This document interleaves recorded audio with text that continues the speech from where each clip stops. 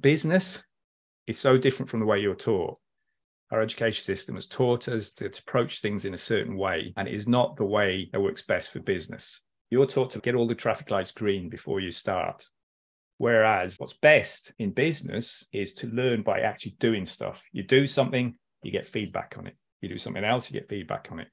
Well, you are trained to, one, go away and study and do the best studying you can. Get all the material together, then knock it into shape, then write it all out, make it perfect, get all the spelling correct, all the punctuation correct, and you might have 4 weeks to do it. You hand it in once and they get a mark. You don't have a chance to redo it. That is what you're trained to do, and that's what you're good at. In some professions, that's perfect. And in some jobs, that's perfect. I'd say a lot of jobs, that is perfect. You are given a task, you have to go away, figure out how to do it, come back, and your bosses will look at the end result. Yeah, you've got one chance to get it right. When it comes to business, that can be a hindrance. That can be your Achilles heel. And that's why a lot of you guys, all your emphasis is on learning. Learning is good, but the whole thing about learning from business is that ideally you go out and do stuff. It fails, it works, you tweak it. That's your learning. You learn from having taken action. So if you liken that to handing an essay in school, you just hand in the title and they go, oh, that's great, or no. And then you get it back, you change it, hand it in, change it, hand it in. Do the outline, hand it in, get it back. Imagine that you're doing that with your teacher. They couldn't cope with that from 30 kids in a class, right? As soon as you come across something you haven't done, folks will often go, what course should I take to be able to do this now? And that makes perfect sense, because if you're in school or university or even just come out, that is what you've been trained to do, is trained to take courses, to get upskill, to be able to go and do something. And then some people will say, what certifications do I need to do to be able to do, like, for instance, Google Ads? That's what I do for businesses. What certifications do I need to do Google Ads? You don't need to do any. You don't even need to have opened a book, which seems so weird to people who are in school. It's like, hold on, I need to do a course. I need to have read up on it. I need to go and watch YouTube videos. Literally, all you have to do is decide you're going to help somebody with it, and then go find somebody who needs that help, right? If you wanted to do web design, my advice would be just tell people, I'm going to do web design. Let everybody you know that. Family, friends, social media, whatever. Oh, I'm doing this. Just post it in a very conversational way. And at the end of it, you ask, do you know anybody who needs any help with this? So you're not putting anyone on the spot saying, do you need help with this? Do you know anyone who needs help with this? And a lot of people are going to be, oh, yes, actually, I do know somebody who needs a website. And they're also thinking, how can they help you get going? Yes, it's good for them to do that little introduction. They get some brownie points and feel great about it, and boosts their perceived value in the community just by introducing people. So people will do that. So if you think how different that is from the way a lot of people are approaching that, I suspect it's because of school. You've been trained to do things a certain way. You need to have got a certification, done some courses, read some books, listened to podcasts, all these things to get yourself to the level where you can go and do that. You've been trained that way. The other thing that's probably related, a lot of it is a confidence thing as well. A lot of people think they're not good enough to be able to just go and do it without having done a course first. Or I can't create websites for other people until I create one for myself first, figure it out. Or I can't create Google Ads for other people until I create campaigns for myself. Some would call that imposter syndrome. I'll just say, that's you thinking, I'm not good enough, I'm not fast enough, I'm not young enough, I'm not old enough. Whatever it is, you don't think you're enough.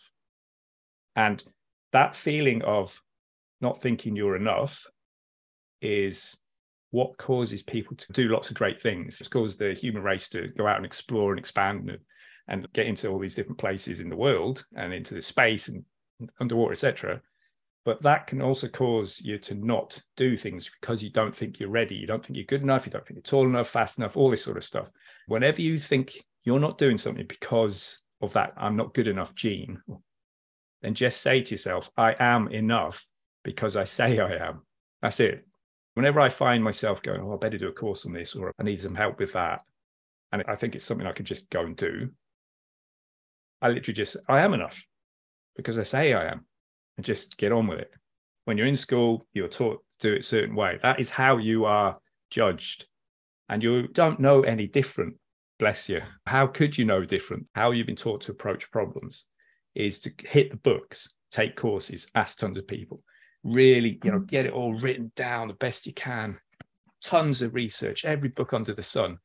Then you go, right, this is my solution. Guess what happens when you put that business plan out into the market?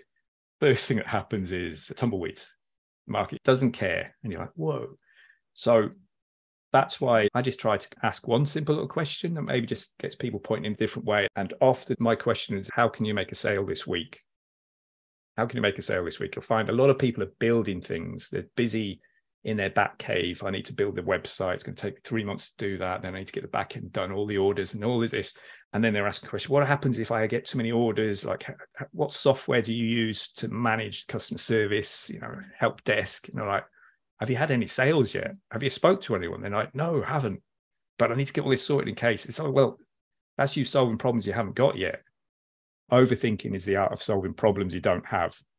We're all great at it. Do the first things first. Just do the thing that needs to be done, the thing that's right in front of your face, and start as close to the end as possible.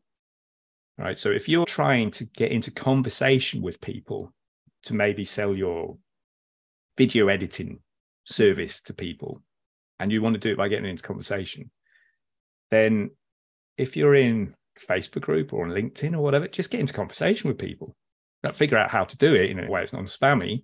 But if that's your goal and that's how you make sales, by actually messaging, hopping on a Zoom and having a call, then don't create a website with a page where people sign up to get a lead magnet about how video is great for your business and they get on your email list. And then you put them through like an autoresponder series of 10 days. You create a page, create a lead magnet, setting all that up just to get into a conversation with them. Just go and get into conversation with people in the first place. Yeah. So I don't know why. I do know why. Partly that is because people are telling you that you should be doing this, should be doing that. This is the way to do it. Okay. Be careful of you saying, I need to do this. I should do that. I must. Because often that precedes a limiting belief. I need a website to do X, Y, Z. Well, do you really need a website? Is there anyone in the world who's done that thing you're trying to do without a website? That's one thing. And then be careful of the people who say you need to do this, you need to do that.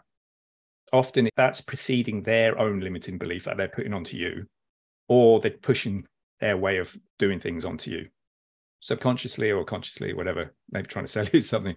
So a lot of reasons why people will set up, I need a landing page and a lead magnet and an autoresponder series and et cetera, et cetera. It's because that marketing expert, that's what they do for clients or whatever, and they want you to do the same thing. You are enough. Just say it to yourself. I am enough because I say I am. You can just go off and do it. Yeah.